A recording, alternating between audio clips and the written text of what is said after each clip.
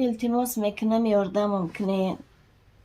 در شهر مسکو به جا موندم و کسلی را گرفتار شدم.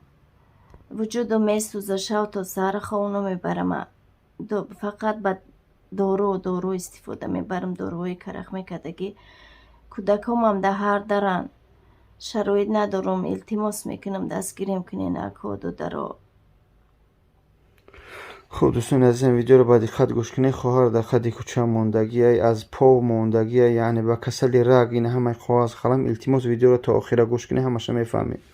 السلام علیکم و رحمت الله تعالی و برکاته. دوستان عزیز، خداوند نگهبان هر یک کدام شما باشه. خواهش میکنم نگذرانید، با دقت گوش کنید. دوستان عزیز، ساعت 4 شب، الله اعلم یا 5 شب است. خواب خودمون کشتیم، یعنی که یک رحم، یک شفقت از جانب پروردگار. یک قصه است که وقتی که بنده پیش پروردگار از صدق دل دست برداره، یعنی پروردگار مهری و یا محبتی و یا دردی و یا در دل بندگاش میدازه که و مقصد به کمک بنده من بشته. و الله قسم میخورم که در راه ایروپورت رفته استم، همین خواهر 2-3 روز پیش با واسطه یک دکتر مقصد اکه بیروز مراجعت کرد. در راه اومدم، از راه هم گشتم و الله که خیلی دلم هم پیدا شد. خواهر خلاصه از اینکه دوستان عزیز، خواهر چی داری؟ خواهر روزیه نام داره است. دکومنتاش کاغذاش هستن، از شهر وحدت است، از تاجیکستان. خدا نگهبانش باشه. تولدش 83. 2 فرزند صغیره داره که از شوهر چند سالش داری خواهر جان؟ 3 سال شدی داشته. با کسل سرطان گرفته شده. سرطان مدکه میشه. سرطان یعنی کسل رگ در مچیبای پوزه خواهرچه شده. خدا نگهبانش باشه. دوستان عزیز، برادری خیلی دردناکه که این مادر ما از خواهر ما است.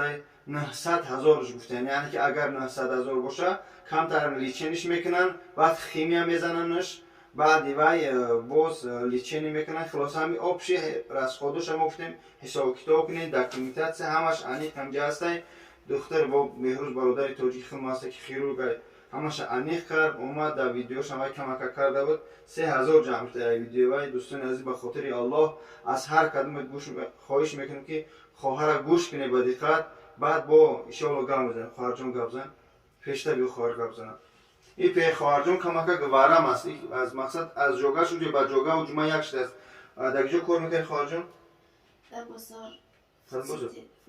چی کار میکنی؟ یک ماه توالت شد. تو 1 ماه خواهر توالت شده. خواهر ما، مادر ما به خاطر 2 فرزندش ما مرد هستیم مینالیم.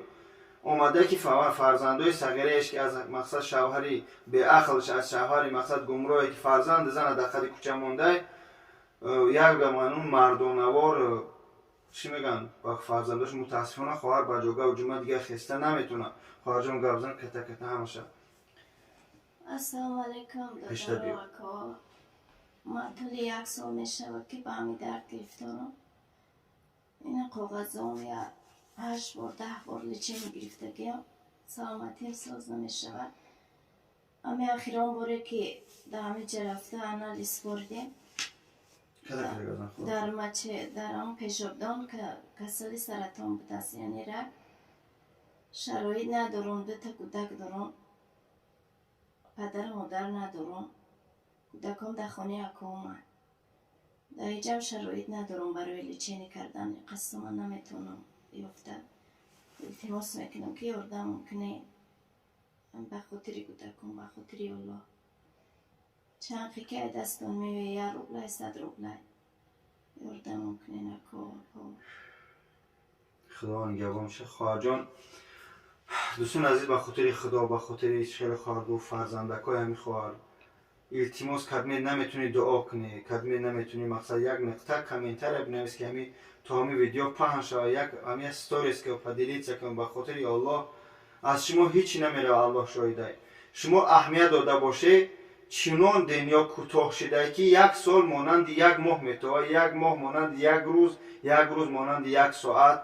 چقدر حیات تیز رفته است و ای دنیا با ما چی میمونده؟ فقط خوبی است، خوبی است، خوبی. فقط نیکی میمونه که پاداش یا انشاءالله در روز قیامت میگیریم. خواهر به دردی سخت گرفتونه. الله شاهد از جاش خسته نمیتونه. ما از پیش خود دکتر مقصد اکای بهروز جان اومد دید دستاویر بردش بنسد بود. و نیستش بر خواهر وضعیت خواهر خیلی وضعیت دوستان عزیز. هر یک کدوم پدر و مادر خواهر داریم. چون اینکه خواهر گفت که در کودکاش در دست اکاهاشن بیچاره اکا یک سالشی توبه اوج سومی کلون گفتن یک اکاش در تاجیکستان که دیگه وضعیت خودجگیشان بده، این دیگریش در جایی که زورش نمیرسه، هر یک کدومش زن فرزند خودشون ندارن. به خاطر خدا یگان چی از شما نمیروه. 100 روبل 10 روبل 50 کدومه که از برادرانی که مقصد با تجارت مشغول هستند سودا میکنن، خواهش میکنم از تجارت شما یک سوم کم نمیشه. وقتی که در راه خدا خیر کرده شود پروردگار میگه دوچان کرده با اشاره برمیگردم. با هم خاطر من نمیدونم چی بگم. ویدیوهامو خیلی صفاتاش پستم برای که ما یک تلفن داریم ضبط میکنیم میپرتیم. مهم این نیست که کچ است، یعنی که ما حرکت میکنیم دوستان عزیز که یاردم کنیم به نیازمندان، به خواهران مادران. چقدر مراجعت ها هستن خواهران و مادران عزیز. ما کوشش میکنیم که همون خواهر و مادرایی که همون نیازمندای را دستگیری کنیم که در حقیقتا خیلی مشکل شو بزن. مثل این خواهر که در مسکو در اینجا یک برادر نگهش داره، وضعیت چه بیز در یک جایی هست این خواهر. به خاطر الله من ان شاء الله حرکت میکنم کارتش همجا بگم 52 28 605 75 85 18 70 و نمری فامیلیای چی میبراید؟ روزیه رجب اون میبراید ایر. یعنی که ما برای چی دیکتاور میکنیم که ویدیوها را ما میمونیم بعد سکچت میرن درباره همیو با کارت‌های خودشون بدبختان میرن. خداوند هدایتش کنن. 52 28 605 75 85 18 70 نمره 900 چند 905 776 28 67 دوستان عزیز. خواهش میکنم کارتا و نمره خواهر خودشان کدوم میتونید در کدوم متروی در متروی یوگازاپ نه پیش بیا از احوالش خبر میدونه که مادران شهردین در مسکو بسیار دارن بیا از دردش خبر بگیره. سوم نمیداره خلا یک از چی میگن دستگیری دیوتیش کنه ان شاء الله با نور علی نور میشه. با خود امان خدا ویدیو ما هم وقت دراز میاد به خاطر که میخوام از تحت دید بفهمون مردم که درد این خواهرها و مادرانی که در این شهرهای غربی یا در تاجیکستان هستن چقدر مشکلات دارن. خداوند مشکلات هر یک کدوم ما رو آسان کرده. در گیجای باشیم. پروردگار از همه شما راضی باشه که چقدر دربار ما هستی، چقدر مثلا کمک ها میکنی. خداوند خیرتون قبول کنه. الله شاهده که کانال من 31000 پادپیس شمشید. من شما رو پادپیس من برادر و خواهر میدونم که من هر یک کارتای میمونم ان شاء الله در مدت 3-4 روز ما هم کارو بد میکنیم. باوری دارم که ان شاء الله این خواهرم با سری بلند ما سرجم میکنیم با دکتر بهروز ان شاء الله میگیره میبره از دم همین سلامتی خواهر میشه. مادر ما این خواهر ما هر یک کدوم در خونمون فرزند داریم، خواهر و مادر داریم. میخوایم که سالم و سعادت باشین. این خواهرم هیچ که نداره جز خدا و ما و شما برادرها و هم خاطر دستگیری باشه. خدا نگهدار. السلام علیکم و رحمت الله تعالی و برکاته.